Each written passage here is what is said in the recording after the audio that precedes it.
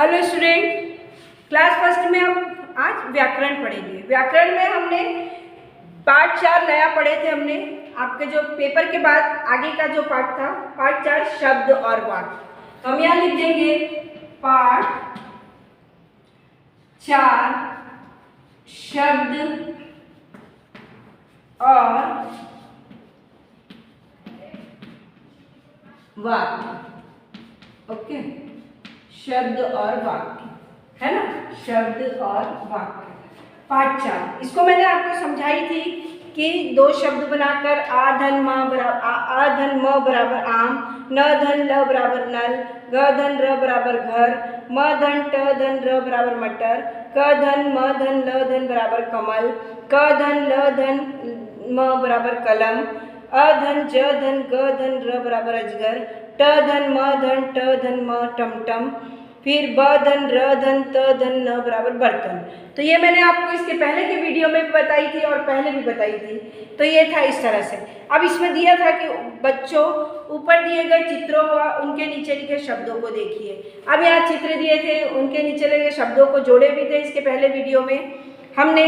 आम नल घर, ये क्या है, दो वर्ण वाले शब्द है, आम नल घर।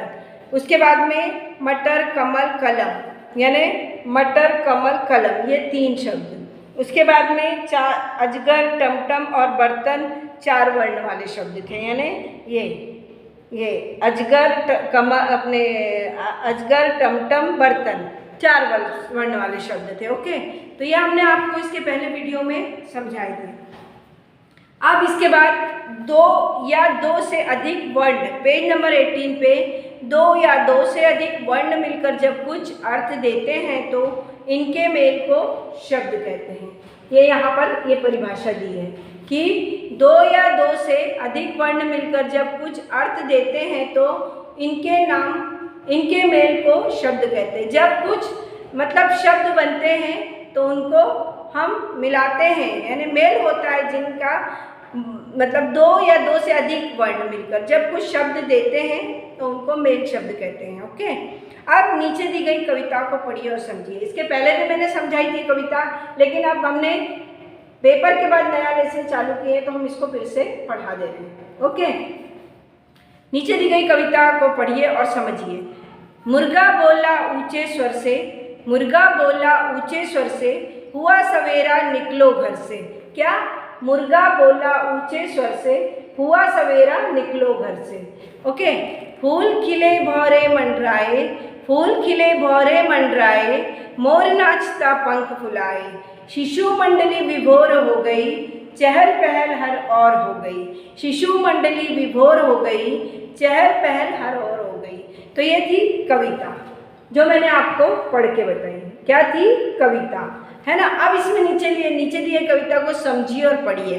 अब हमने इसको पढ़ तो लिए कि मुर्गा बोला ऊंचे स्वर से, हुआ सवेरा निकलो घर से, फूल खिले भौरे मंडराए, मोर नाचता पंख फुलाए, शिशु मंडली विभोर हो गई, चहल पहल हरोर हो गई। तो नीचे दी कविता को हमने पढ़ ली है। अब इसको हमको समझना है ना। तो इसमें हमने मतलब क्या दिया है आपके इसमें बच्चों, प्रथम पंक्ति में यानी प्रथम लाइन में, पंक्ति यानी प्रथम लाइन में, ये मुर्गा बोला ऊंचे स्वर में, हुआ सवेरा निकलो घर से, पहली लाइन में, है ना। तो ये इस तरह से ये पहली लाइन हुई, है ना। तो ये मैं अभी आपको इसको पहली लाइन का अर्थ। तो मुर्गा बोला ऊंचे स्वर से, हुआ सवेरा निकलो घर से, प्रथम पंक्ति यानी पहली लाइन में। अब बच्चों प्रथम पंक्ति में मुर्गा, मुर्गा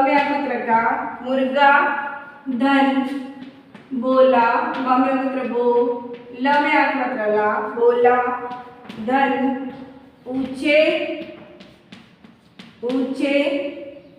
धन स्वर धन से,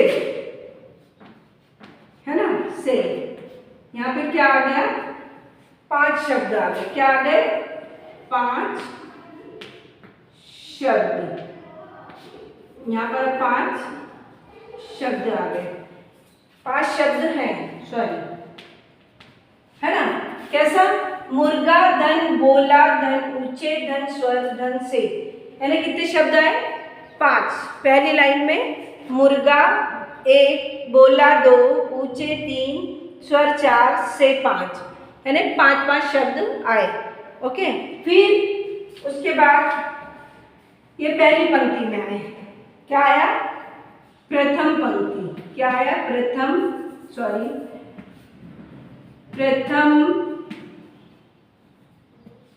पंक्ति में क्या आया?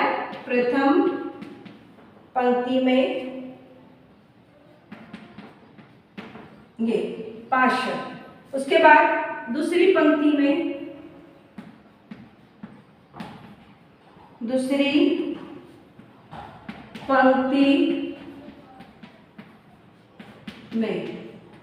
ओके, दूसरी पंक्ति में हुआ,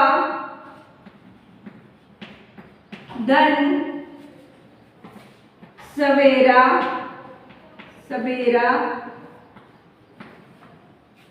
धन,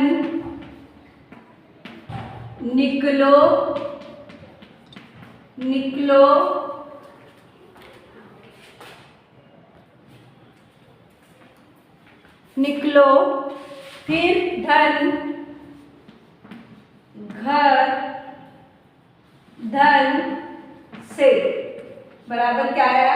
5 शब्द यहाँ भी आए। पहली लाइन में भी 5 शब्द आए थे, अब यहाँ पर भी 5 शब्द हैं। कैसे? दूसरी पंक्ति में हुआ धन सवेरा, धन निकलो, धन घर से, धन है ना से, तो यहाँ पर भी जो दूसरी लाइन है हुआ सवेरा निकलो घर से, तो हुआ 1, सवेरा 2, निकलो 3, घर से 4 और से 5, यानी यहाँ पर ये दोनों पंक्तियों में क्या आए हैं? 5-5 शब्द आए हैं।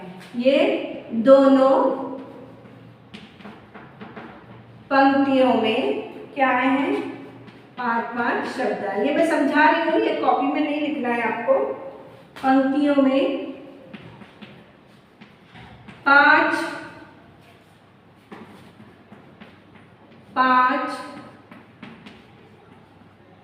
शब्द है। ओके, यानी दोनों पंक्तियों में क्या है? 5-5 शब्द है। अब ये फर्स्ट था, दूसरा वाला था, इसमें ये 5 शब्द, ये पांचों शब्द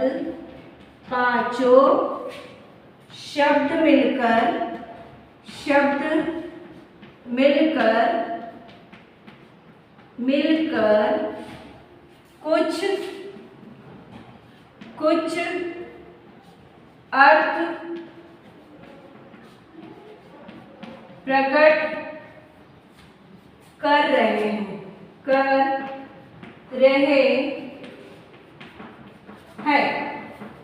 है ना। अब ये पेज नंबर 18 में प्रथम पंक्ति में मुर्गा, धन, बोला, धन, ऊंचे, धन, स्वर से 5 शब्द।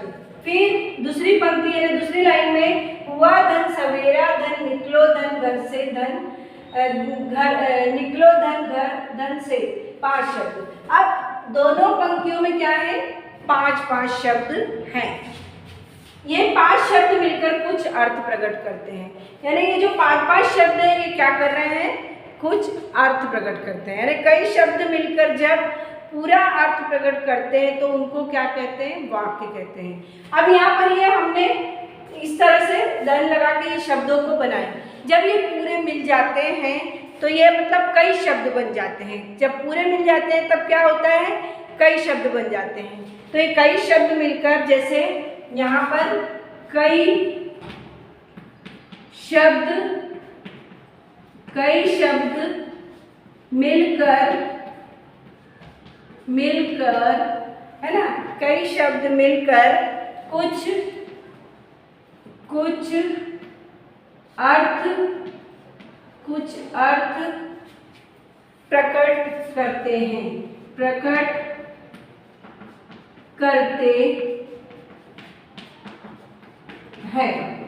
ओके,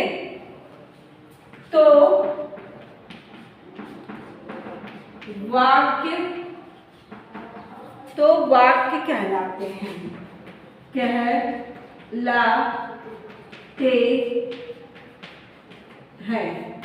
ओके, तो यहाँ पर क्या हुआ है?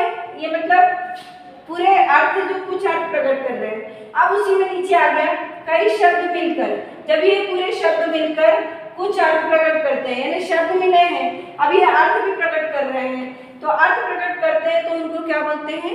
वाक्य बोलते हैं, है ना। क्या बोलते हैं? वाक्य बोलते हैं। वर्णों के मेल से शब्द बनते हैं और शब्दों के मेल से वाक्य बनते हैं। शब्दों और वाक्यों का आधार केवल वर्ण होता है। वर्णों के सही मेल को क्या कहते हैं? शब्द कहते हैं। जब पूरे वर्ण मिल जाते हैं तो उनको शब्द कहते हैं। शब्दों के सही मेल को वाक्य कहते हैं। जब पूरे शब्द मिल जाते हैं तो उनको उस मेल को वाक्य कहते हैं, वाक्य बनते हैं, है ना। तो ये पेज नंबर आपका 18 और पार्ट 4 यहाँ पर कंप्लीट हुआ, शब्द और वाक्य। यहाँ पर ये पेज नंबर 17, 18 और पेज नंबर 90 में यहाँ तक आपका ये कंप्लीट हुआ। ये मैंने पहले भी लिखवाई थी, लेकिन इसके नेक्स्ट वीडियो में आपको मैं लिखवाऊंगी।